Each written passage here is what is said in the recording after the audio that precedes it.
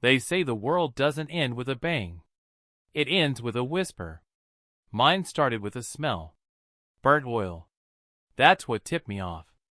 Not lipstick. Not perfume. Not a strange name on a caller ID. No, burnt oil. I'm Thomas Grady. I run a small engine repair shop in Ridge Hollow, Illinois. We work on lawn mowers, boat motors, chainsaws, basically anything that runs loud and breaks easy. My life's been quiet, predictable. Married to the same woman, Laura, for 18 years. 2 kids in college. Mortgage almost paid off. Nothing exciting. But things don't have to explode to fall apart. Sometimes they just rot. Laura started working part-time at the dentist's office downtown about 6 months ago. Said she needed something to fill her time now that the kids were out. I didn't question it. I was proud of her for wanting more. Then one evening, she came home late. Said she'd stayed behind to help with inventory. I nodded, handed her a plate of reheated meatloaf. She kissed my cheek, went to shower. That's when I noticed it, the smell. I've worked with machines my whole life. I know the difference between clean engine oil and the black, scorched stuff that leaks from a dying block. And that smell, it was on her clothes. Underneath the perfume. Not strong, but sharp. Acrid. Like something burning slowly from the inside. I didn't say anything that night. Or the next. But I started paying attention. It's funny how invisible you can become in your own home. People let their guard down around quiet men. They assume silence means trust. But I wasn't silent because I trusted her. I was silent because I watched. And what I saw, day by day, made my stomach twist. She changed. Subtly. She smiled more when checking her phone. Laughed too loud at nothing. She wore makeup on Mondays and Fridays now, not just Sundays. And that smell, burnt oil, kept coming back. One afternoon, I walked past her car and peeked in the back seat. There it was, a mechanic's shirt. Navy blue. Grease-stained. Rolled up like she meant to hide it. It didn't belong to me. And it didn't belong to her. Now, I may fix engines, but I also understand people. And what I understood in that moment was simple. She was seeing someone. Someone who worked under cars. Someone she didn't want me to know about. I didn't confront her. That's not who I am. I'm not the yelling type. I don't kick down doors or throw dishes. I watch. I plan. So I waited. The next few weeks, I rearranged my schedule without her knowing. Told her I had late-night repairs. Took in some extra work just to stay busy. But I always made sure I was done in time to follow her. Turns out, inventory meant driving out to the next town over, Chestnut Grove. A 30-minute drive. She'd parked behind an old tire shop on 2nd Street. Discreet. Out of view. Except I was already there. I watched her walk through a side door with a duffel bag in hand. Watched her greet a man in coveralls. Balding. Tattoo on his neck. Mid-40s. He kissed her like it wasn't the first time. I didn't take pictures. Didn't need to. The images are burned into my brain. That night, when she came home smelling like burnt oil and mint gum, I served her soup and told her she looked tired. She smiled and thanked me. She didn't know she was already gone. I didn't want revenge. Not yet. What I wanted was to understand. What did he have that I didn't? I started asking around, discreetly. Dropped by that same tire shop the next week with a fake story about a squealing belt. Got his name from the invoice. Darren K. Single. Used to race stock cars back in the day. Spent a couple years in county lockup for domestic misunderstandings. Had a reputation. Laura had always said she liked stability. But she chose this? It stopped being about her then. I'd loved her, sure. We'd raised kids, paid bills, watched each other age. But this wasn't a mistake. It was a choice. And now, I had a choice to make too. I could walk away, file papers, sell the house, let her start fresh with Mr. Burnt Oil. Or, I could burn down everything they'd built in secret, slowly, carefully, piece by piece. And when the smoke cleared, neither of them would be able to recognize what was left. Not because I wanted to hurt her, but because I needed her to feel what it's like when the quiet man finally speaks. And when he does, it's not with words. It's with fire.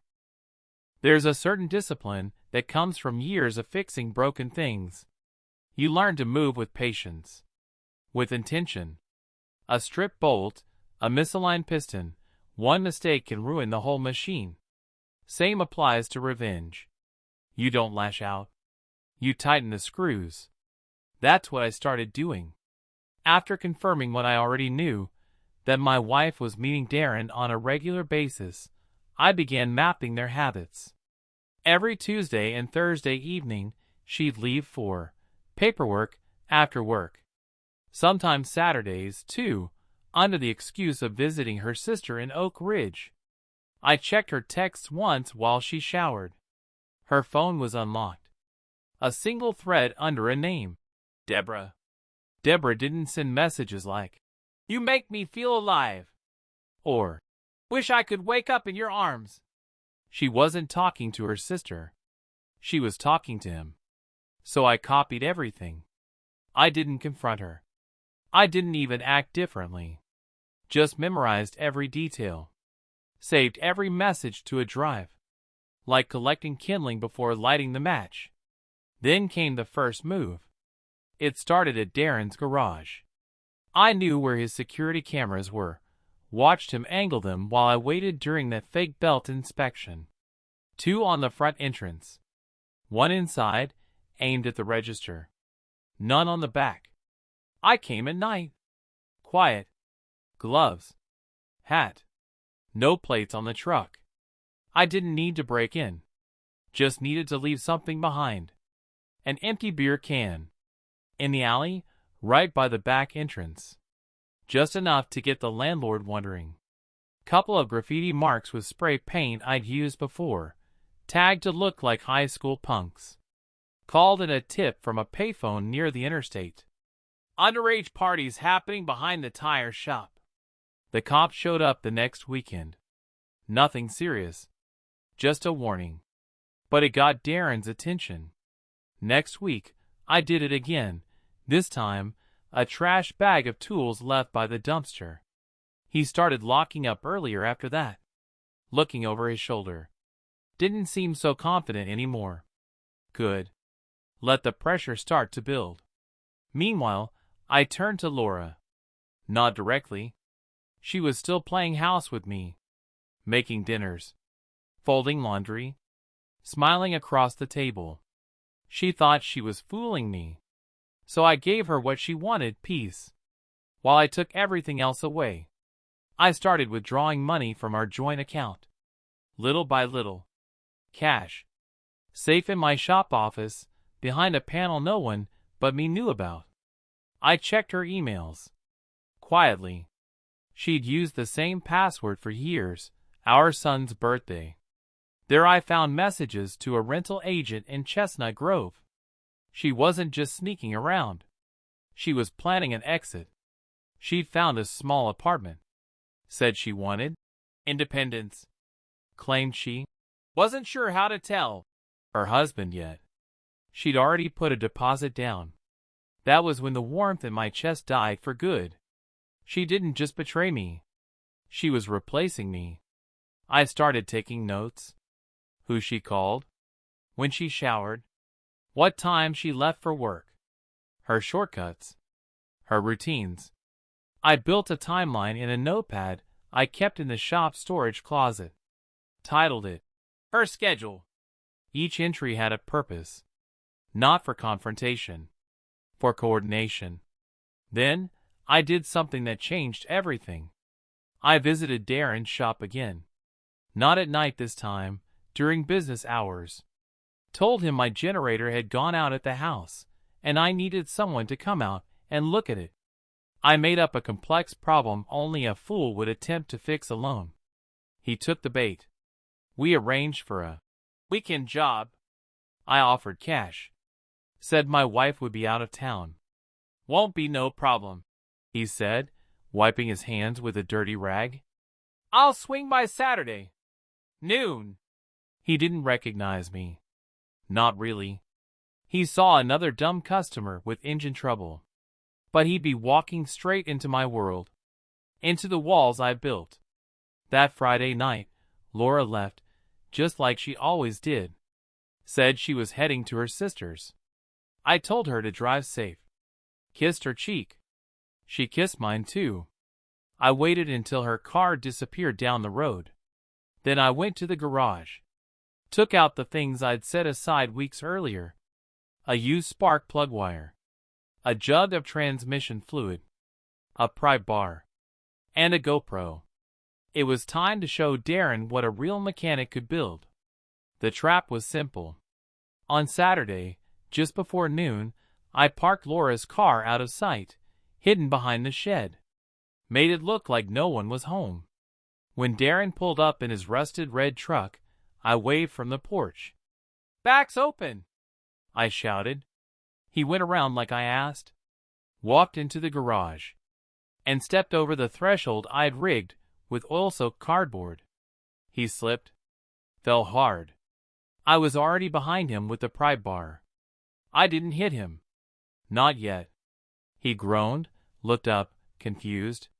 What the hell? And that's when he saw me. No more hat. No more smile. Just the quiet man in the garage. The one who'd been watching the whole time. Tom? He muttered. What? The camera clicked on. And I lifted the bar. I didn't kill him. That's important. I wanted him to remember. I wanted him to carry what I gave him. 2 broken fingers. 1 shattered kneecap. A split lip. And a whispered threat. You show your face again, and next time you won't walk away. I left him there. Told him to crawl to his truck. That the next time he went to the cops, I'd send the video of him breaking into my garage. He drove off bleeding, half limping, half hunched over the wheel. And just like that, phase 1 was done. Laura still had no idea. But her world, it had already begun to shake. When you strip an engine down to the block, you can see where the cracks began. Hairline fractures. Tiny stress points from years of heat and friction. Barely visible, until one day, everything seizes. That's what I saw happening to Laura. She didn't know yet. But the damage was already done. Darren didn't go to the cops. I knew he wouldn't. He'd been around the block. Men like him don't trust uniforms. He told no one.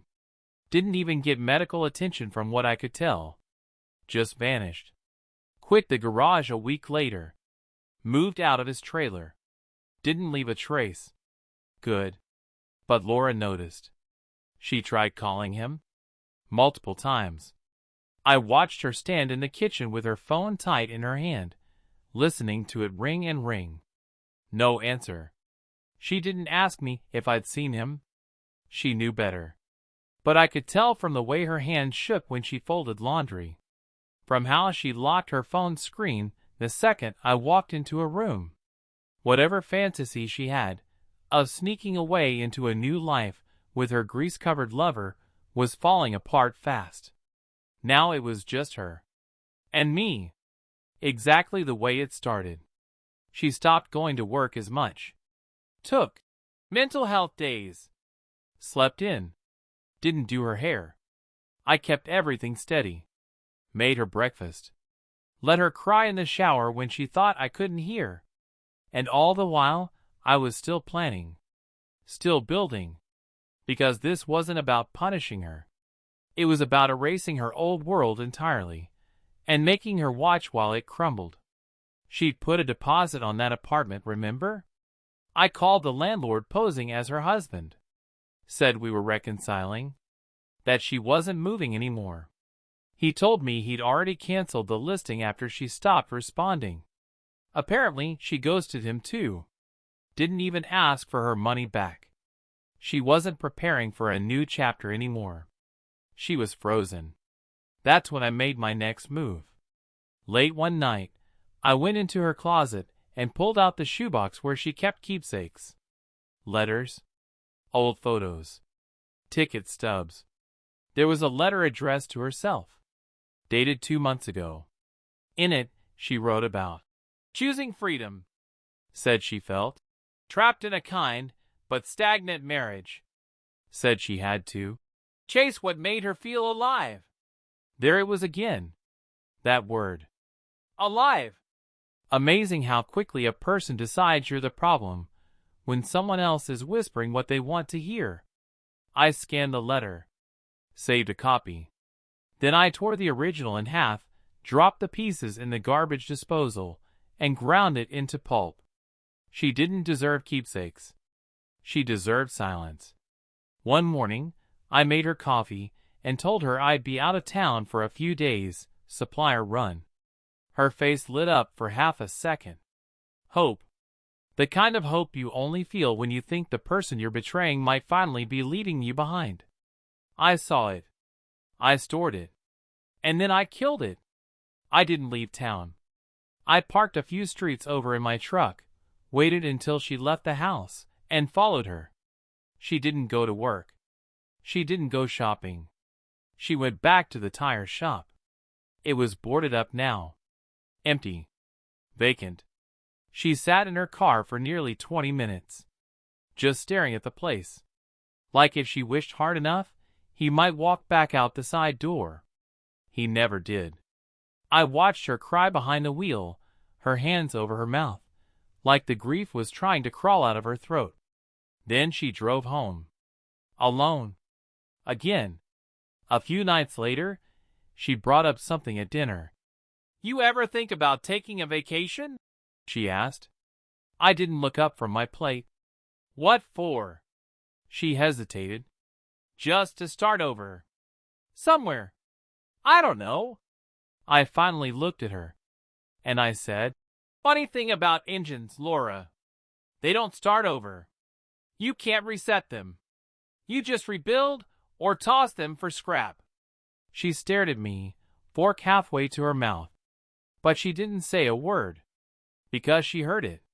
Not the words. The truth underneath them. She knew I was done pretending. That night, she slept in the guest room for the first time in years. Good. The distance made what came next easier. Because tomorrow, the real unraveling would begin. One thread at a time. And this time, it wouldn't be private. The thing about shame, it doesn't bloom in silence. It festers in whispers. And I was ready to let the whispers begin. Laura had always been proud of how people saw us. "You and I," she used to say, "we're the normal ones." Meaning steady. Safe. Respected. She liked that word, respected. Used it like a blanket she wrapped herself in.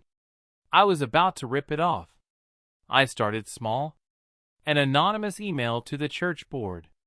Subject line: personal conduct concern regarding Laura Grady. No rant. No drama. Just a handful of scanned texts between her and Darren. A few photos, nothing graphic, just enough to raise eyebrows. And a final line: "I thought you should know who's been sitting in the front row." I didn't expect a reply. Didn't want one. But by Sunday, her usual pew was suddenly full. She sat 3 rows farther back. Alone. And when the service ended, no one said hello. Then came the ladies' book club. They met every second Thursday. Wine. Cheese. Endless praise for whatever was on the bestseller list. I slipped a flash drive into the mailbox of one of the more judgmental members, Brenda Mullins. No note. Just the drive in a Ziploc bag. On it, screenshots. One phone video. Laura and Darren, laughing too closely in his truck. his hand on her thigh. That video was short, but it didn't need to be long. Brenda didn't speak to Laura again. Neither did half the others. By the end of the month, Laura stopped going altogether. She never said why. But I saw her deleting names from her phone. At work, it got worse. Her manager at the dental office was a good man. Polite. Private. But he didn't like gossip. And gossip spreads fast in small towns, especially when it comes with pictures. I made sure he got some. Not to his work email. To his home address. With no return label.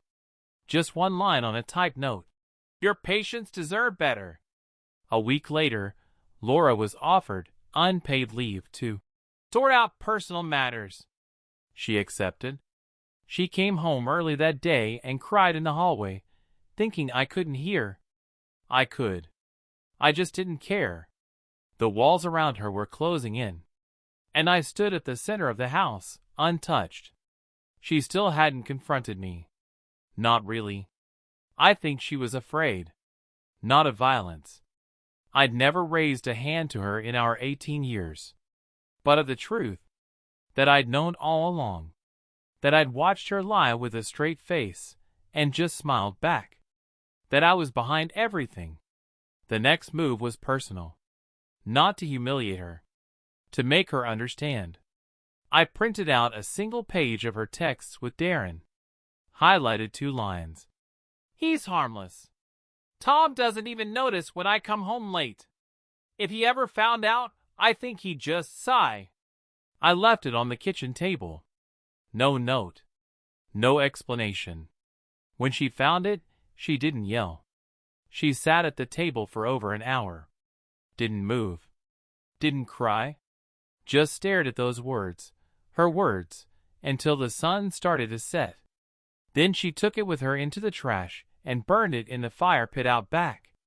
But it didn't matter. Because I already had 50 more copies. I knew what she'd do next. The classic response, denial through desperation. She started being kind again. Making coffee. Asking about my day. Sitting near me on the couch like it was still 2011 and everything was fine. But it was a mask. Her eyes were full of panic. Her smiles full of static. She was drowning and trying to grab anything that might float. But there was nothing left. Because I was no longer her husband. I was her reckoning. Then came the final push. I mailed one last envelope. This time, addressed to both of our kids at their university. Inside, a letter. Typed. Not angry. Not cruel. Just honest. I told them their mother had made choices.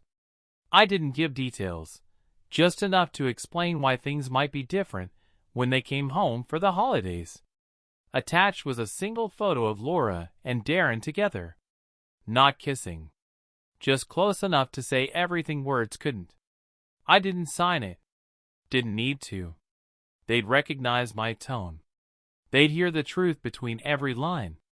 When Laura found out, when they called her crying, confused, asking questions she couldn't answer, I watched something leave her face. The last bit of defiance. The final drop of denial. It was gone. And for the first time in all those months, she looked at me across the dinner table. And didn't see her husband. She saw the man who knew everything. And said nothing.